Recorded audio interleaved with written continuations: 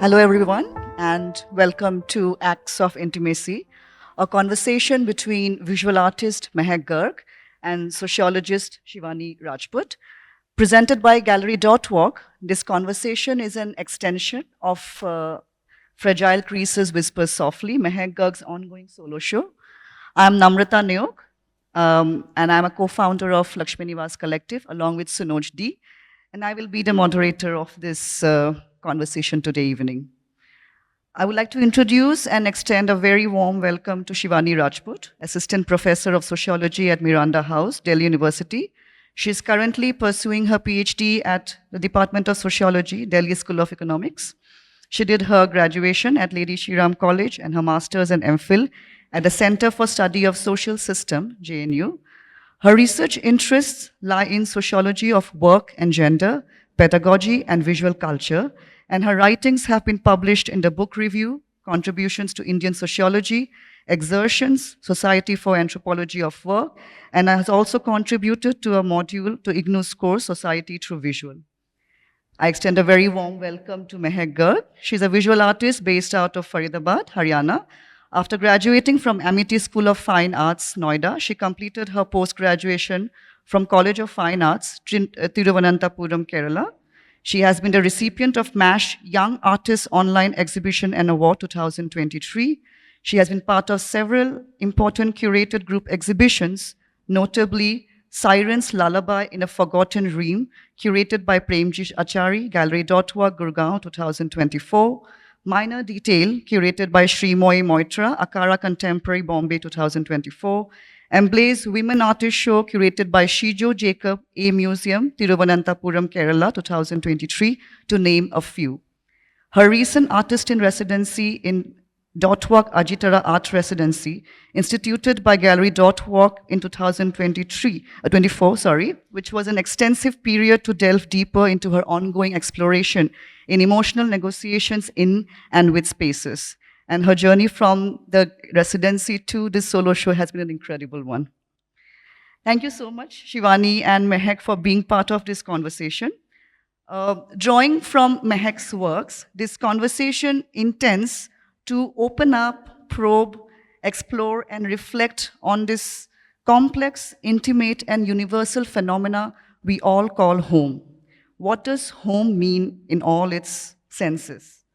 Transcending physicality and materiality of a space, why is home an act of intimacy, a complex negotiation?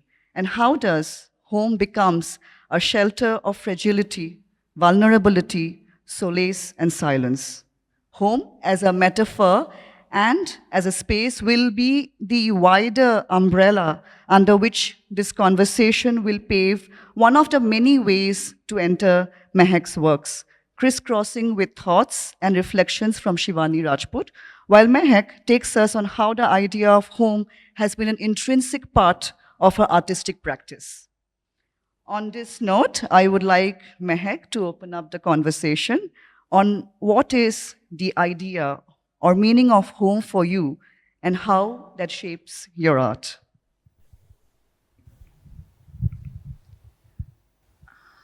Home for me is it's a very mixed, complex sort of feeling when you get to a home. It's not something that can be defined in one particular definition. There is no one such definition that can go with each and every person's idea of home.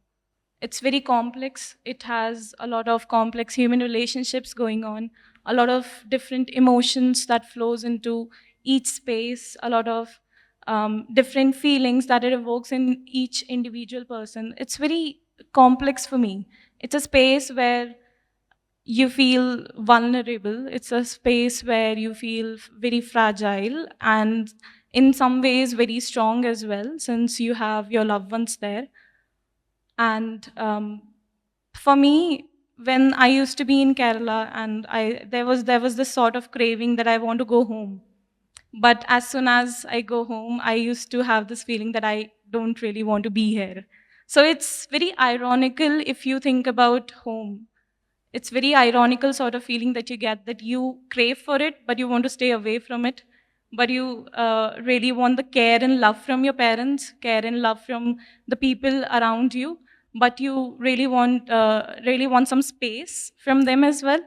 So it's very mixed sort of feeling for me. To begin with your question, I first would want to say a big congratulations to Mehak for her solo exhibition.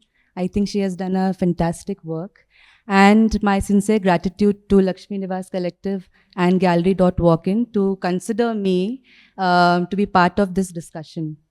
And therefore, what I'm going to do is I'm going to speak as a sociologist.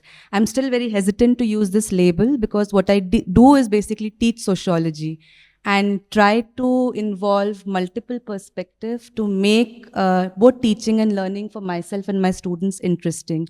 So part of that pedagogy is to bring them to museum, to art exhibition, and to also see like what does these paintings do to these students as well.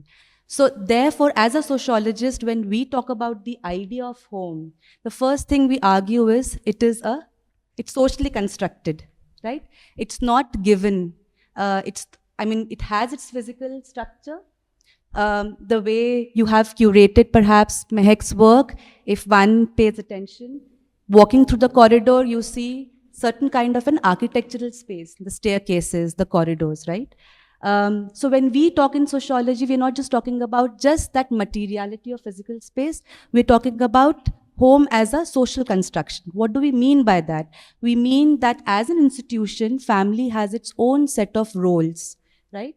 Those roles lead certain kind of an expectations. Even if you do not want to fulfill those expectations, you feel this kind of a force from outside that you are obligated to perform them. What I found very fascinating in Mehak's painting was how are each and every characters in the painting are actually negotiating with that, because I found tension in it, right? That you have certain expectation to perform motherhood, to perform, let's say, brotherhood, right? And so there is an emotional labor involved in that. But at the same time, you may not want to actually meet those expectations. At the same time, you may not be able to fulfill all those roles as well. So that could be burdening. And that burden I felt in the paintings, that sense of getting drowned in those burdens. So I think when we talk about the idea of home, I completely agree with Mehak. It is a very complex thing. It is social, it is emotional.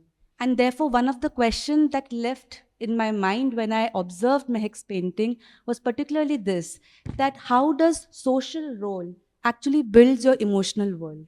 So that's something I learned from this painting, and I'm still processing it, that till now, as a sociologist, we try to see things so-called objectively, even though it is contested, right? And we see it from outside, and we treat all of these things as structure. So for us, subjects is historical. For us, personal lives are structured.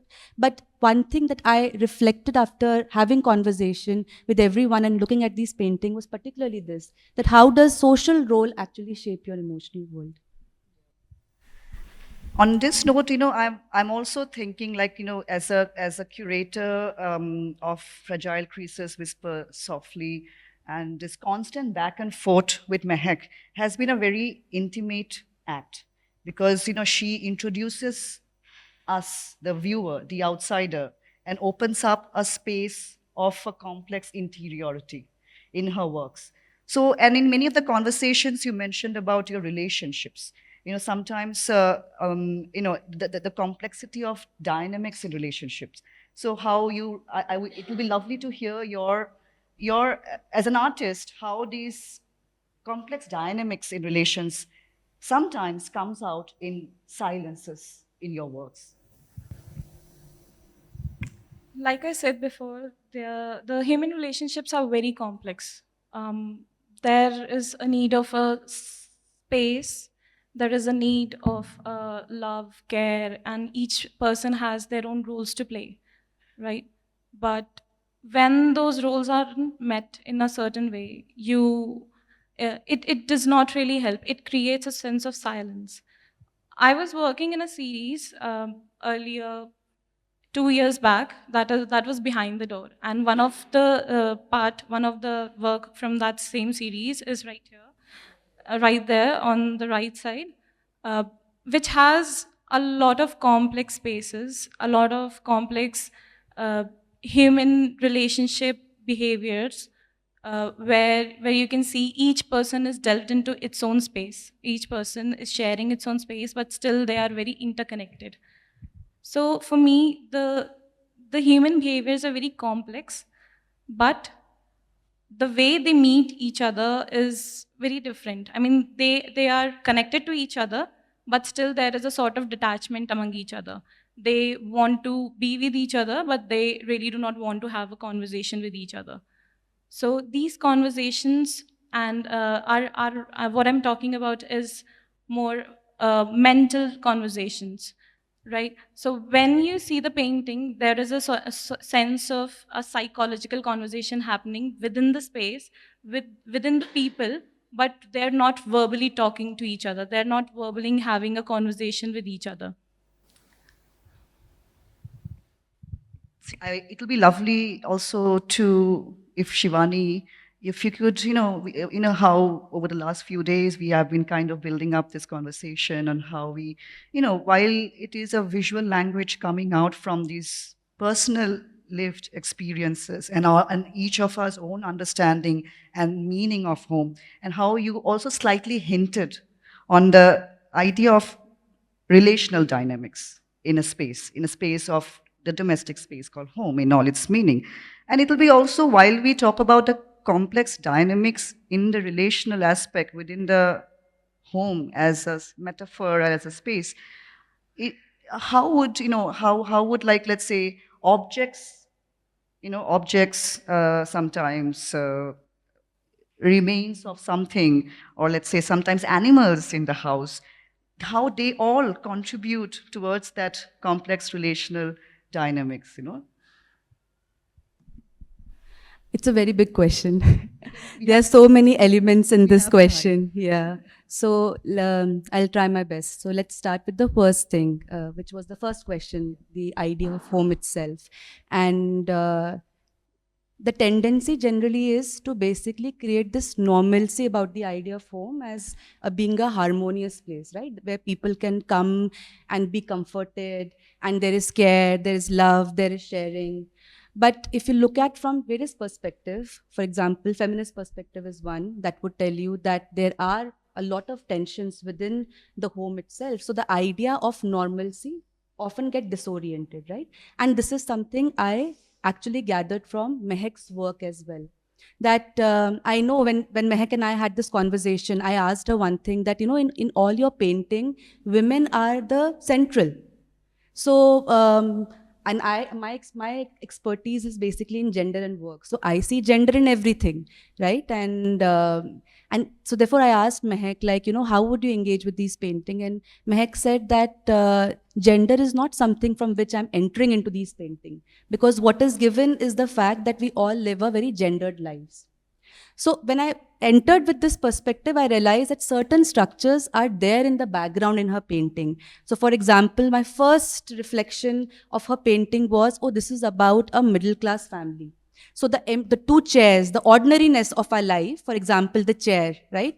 It reminded me of Neil Kamal chair of my own house, right? Some of the grills design in your painting again reminded me of my own childhood home, which is now replaced with the glass or other kind of designs attuned to the modern lifestyle. But it reminded me of that.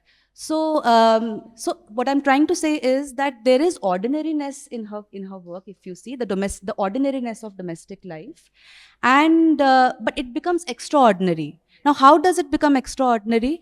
Care is not speaking loudly to you in her painting, right? Yet care is very much there. And maybe you can correct me about the name of the paintings. If you look at behind the door, right?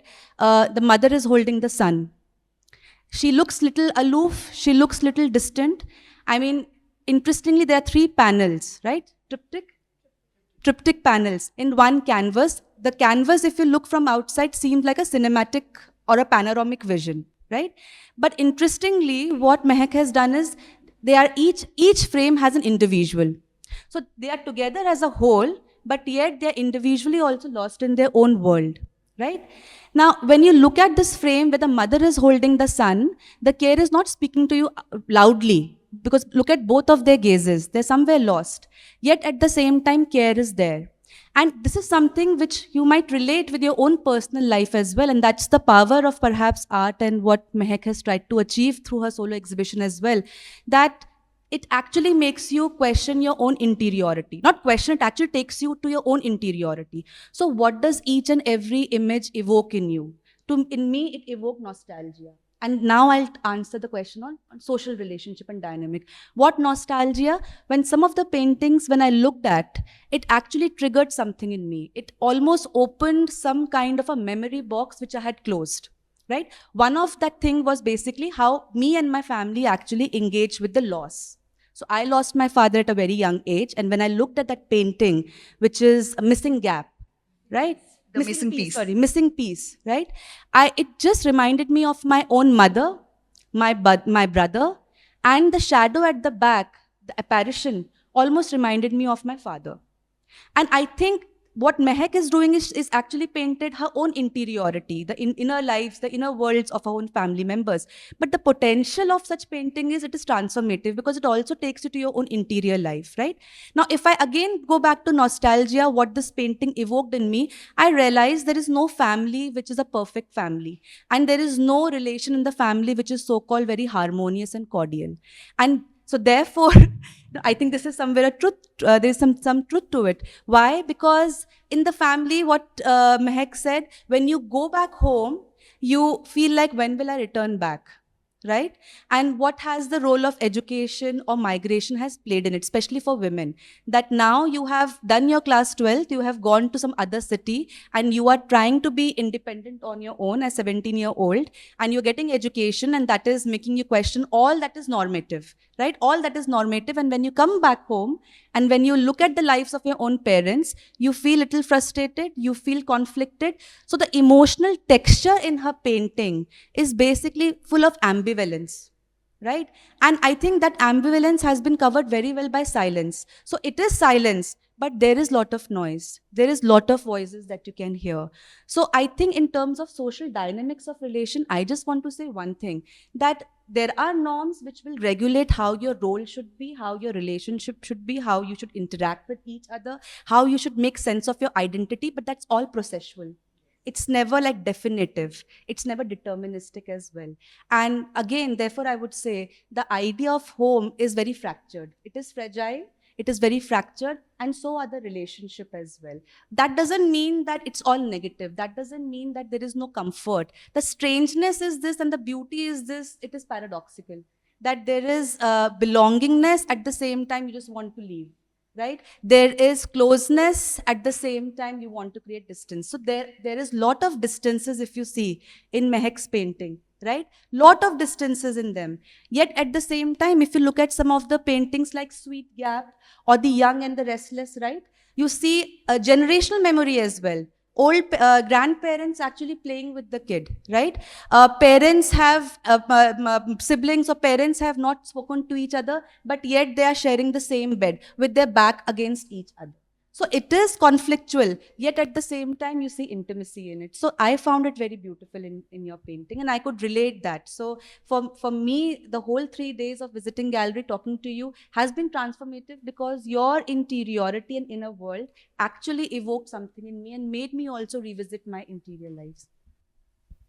I think continuing from that, I also want to bring in Mehak in this, because Mehak has constantly kept on talking about the voices, the constant noise in the head. And this is where the silence is very conflicting in this case. So it'll be nice how you would reflect on why you kept saying my paintings are not silent, quote unquote. They're extremely loud paintings. So on that, if you could slightly elaborate on why you say they are so loud, and how that loudness is something you feel the need to translate to a visual language. These all paintings are self-experienced. Some are my own experiences. Some are of experiences of the people whom I have been living around. Some are very loud, some are very silent. I always talk about this presence and absence of things, presence and absence of mind, and the vulnerability of people. The silence for me is when let's imagine a conflict in a house among the people, and then suddenly the whole noisy structure becomes very silent. That strikes you a lot, and suddenly you feel a sort of uncomfortable feeling just strikes you, right? So in let's talk about the painting that is the missing piece. Each and every person on your left, the missing piece, each and every person is framed in one single frame, and has their own world going on. They're all lost in each and every person's their own feelings. They're all lost. If you look at the lady in the pink, it does not feel like she's looking at something. It feels like she's lost in her own world, which also makes you feel that she might be carrying some baggage from her past, some sort of silence, it feels like, from the outer environment. If you look at the fragility of the colors, if you look at the subtleness and the pastelness of the colors, which makes you feel very calm, very peaceful. But then again, if you look at the if you notice the gestures and the postures of the people, and specifically the eye gestures, you would feel that there is some noise going on in the head. It always makes you feel that the person isn't mentally available, the person isn't mentally present at that point of time. They are all together, but they are not talking to each other. They are all connected to each other, let's say biologically, let's say by any sort of other relationship or any sort of other connection they have. They're all connected to each other, but still there is a sort of detachment among them. There is this sort of pulling of the threads among them, where you actually feel that you're not really close enough to the person, but even though you're very close to the person. So there is always the sort of ironical feeling that you have, where you feel that we all are connected, but there is this silence among each other. Specifically, if you would have noticed during the time of COVID, when you all were together, even though in one particular space we all are together, but still we aren't talking. We have our own baggages, we are lost in our own thoughts, but there is no conversation going on among each other.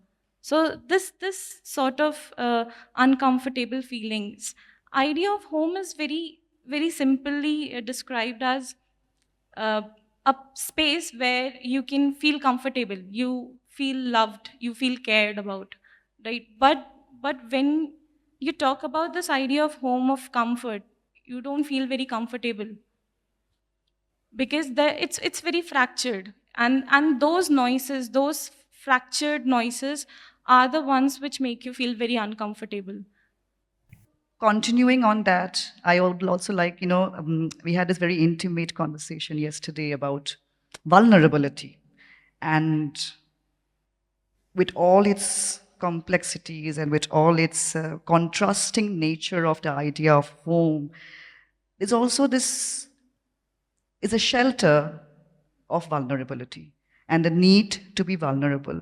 And why, at the end of the day, the vulnerability becomes a passage to overcome, let's say, loss, let's say, joy, let's say, grief, let's say, whatever, at the end of the day. So, how does one understand uh, from this perspective of the ability to be vulnerable, the need to be vulnerable? That's for me. Um, I think vulnerability can be experienced, or one can be vulnerable in the space and the relationship one feels safe. And that doesn't mean that one needs to have a very functional or a harmonious relationship, particularly with the family, for that to happen. I think one can be vulnerable even in dysfunctional families too. So that is one thing. The second thing that I want to again enhance this is by taking you back to Mehak's painting. If you look at the silences in her painting, they are very much layered, right? So and now I'm going to interpret it as a sociologist, okay? So when I'm saying it's very layered, I'll start with the first character, let's say, your mother in the painting. Now, if I look at it, if I look at her life structurally, I'm trying to see that the emotional baggage that she's carrying, perhaps that's why, she appears to me as somebody who's distant, who's aloof, is also because maybe people are not able to understand her responsibilities, right? Managing double shift, managing work outside the home and managing work inside the home.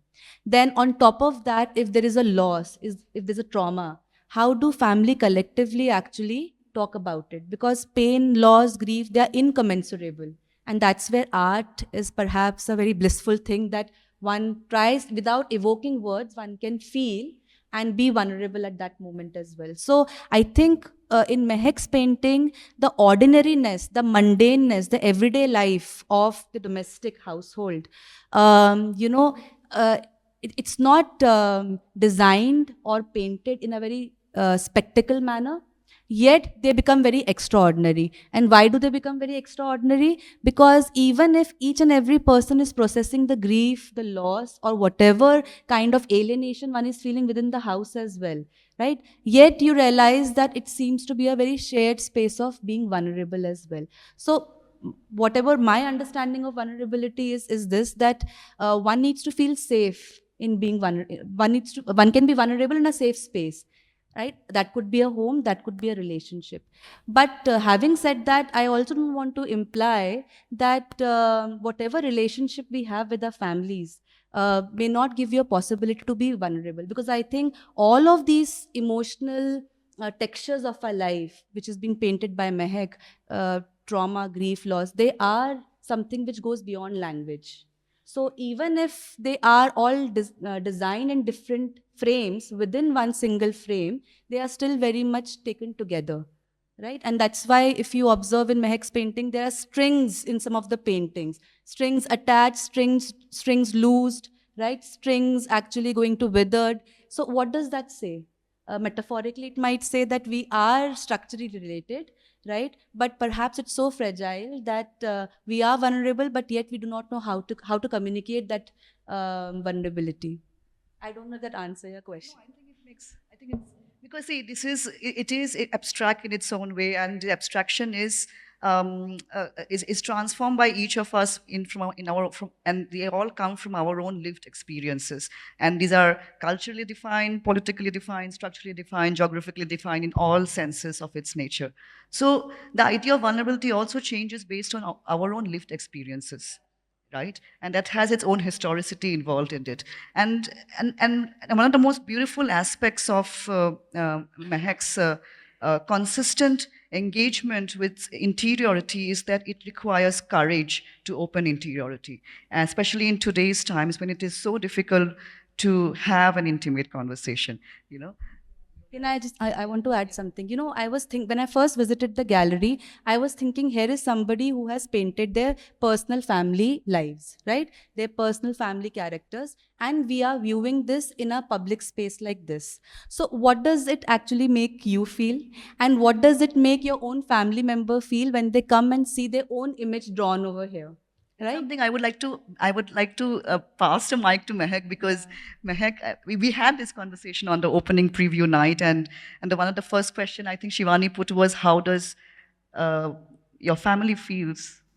How does it mean? What does it mean? How do they articulate this visual in where interiority of one family among many families has been opened up for a public view? Well, obviously they were not really very comfortable about it, but yeah, whenever I used to capture the images, my mom and the other people, they're not really aware of when did I capture all these images, because I have this habit of photography. All the time I'll be clicking images and making layouts and working on those interior spaces, the spaces I've been to, the spaces I've connected to, the people I've connected to. And but yeah, I mean, they always have this question of, why do you uh, keep it so raw? why do you open it up so much, and why do you keep the images so raw? You can actually romanticize the images. You can actually possibly click the images in a very good way, and you can beautify it a little bit. And at least my mother always has this question, yeah, why do you keep clicking such images of mine and painting so huge portraits of mine, and why don't you just go for something else? But I used to feel like I think my mother is the one person whom I've connected to the most.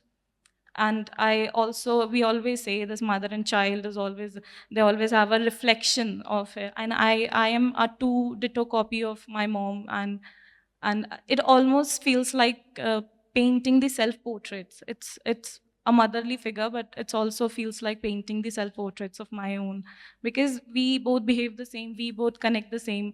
And she has had a very long baggage of a lot of things, sorrows, griefs, experiences, and so on. I mean, but the way we connect is much in a different way, emotionally, mentally, psychologically. And I really cannot explain that interconnection of us.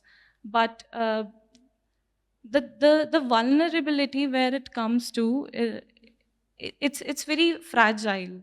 I mean, you can be vulnerable in front of anyone, but there is always this sort of feeling that when you want to stop, like, no, no, not here, not here. But the home space where you have this allowance of comfort, and you actually go there, and you can feel whatever you want to, you can do whatever you want to. Fragile, the family space is very fragile. The people are very fragile, human relationships are very fragile and very complex as well.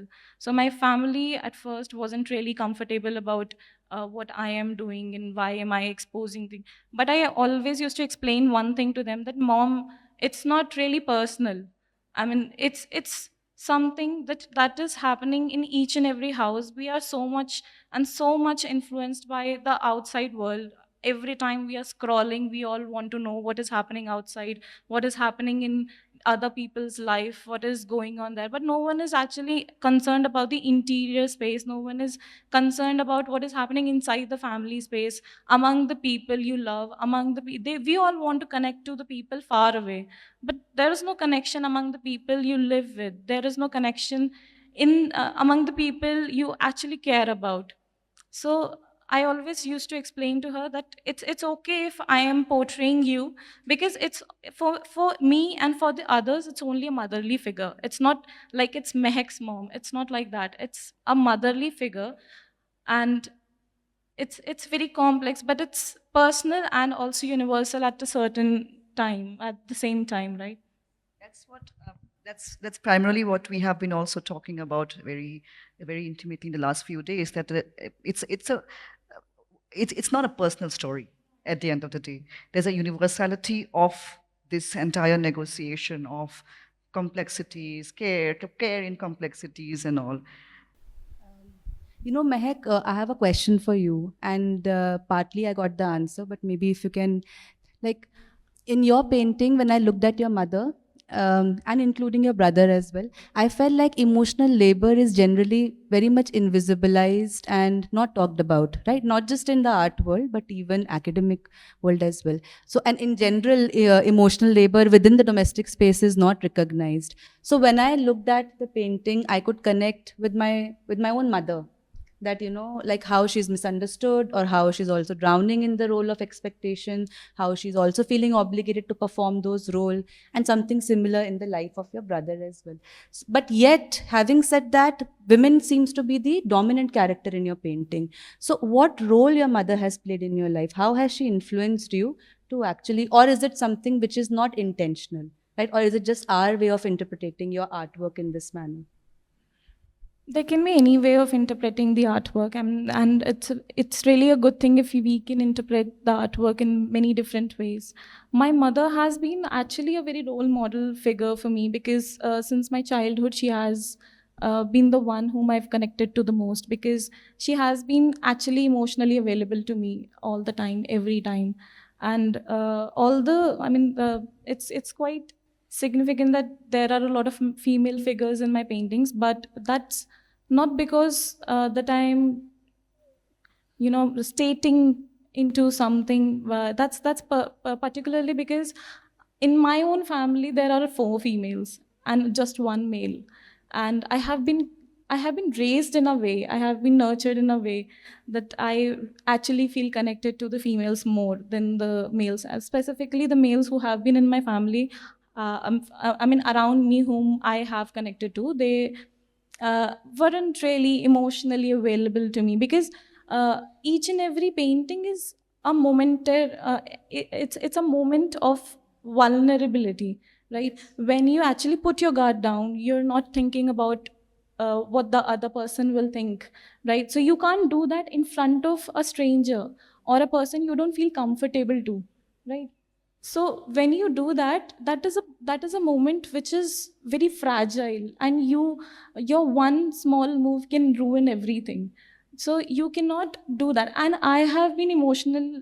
I'm very emotional sort of person.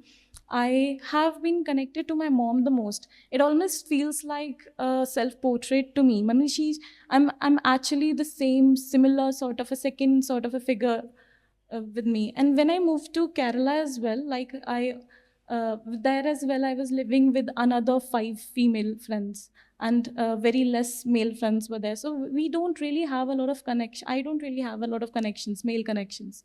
So possibly because of that, it automatically came into my paintings.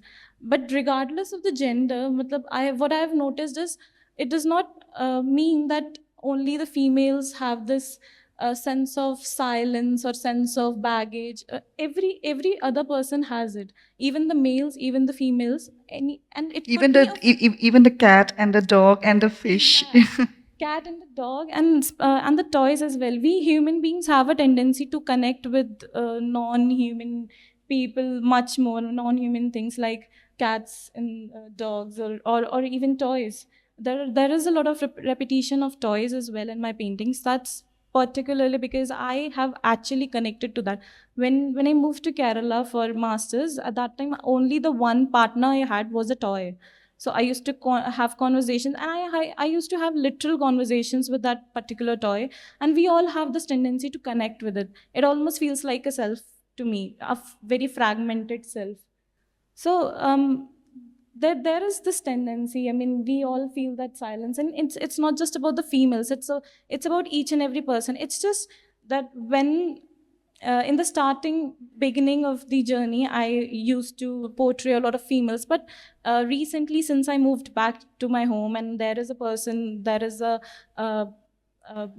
role of my brother in my life as well, and now somehow it has started to come into my paintings again, and somehow that I have started to portray the baggage that males also carry. So it's regardless of the gender, and the silence is always there. I mean, it was there earlier, it was there. It's just we haven't had time to introspect. We haven't observed it a lot. Yeah. Relationships are the base of interactions of behavior and emotions and everything. And it's regardless, as you said, irrespective of anything. Well, it is, oh, well, I wish I could continue further, but as we all know, there is a time limitation. We still have a few more minutes, and we can take some questions from the audience if there is some. So I wanted to ask Mehak what the like. I noticed that most of your walls or the background is blue. Is there a particular reason for that? Were you going to were you intending to like incite a particular emotion by using the choice of colors or going for pastels? Or was it just simply an aesthetic choice? Like, I feel like very often we try to find meaning where there probably isn't. And I wanted to know what's your take on that as an artist? How you decide, like, how do you communicate? Is it just the composition? Is it the figures? Is it the colors? Is it everything? I wanted to know more about your process in that way. I think it's everything: colors, figures, gestures. Everything matters to me a lot. Each and every space, the smallest one to the largest one, it matters to me a lot, because colors, if you see the choice of colors, like you mentioned, it's mostly blues and browns and reds.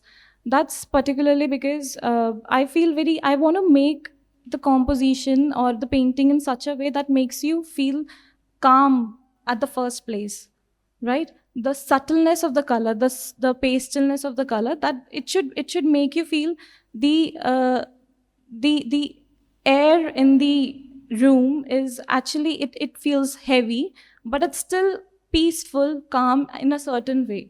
So all the works are done in a certain way, and it's a deliberate choice of colors and the figures as well. So the compositions are all set in a way so it creates a sort of mood.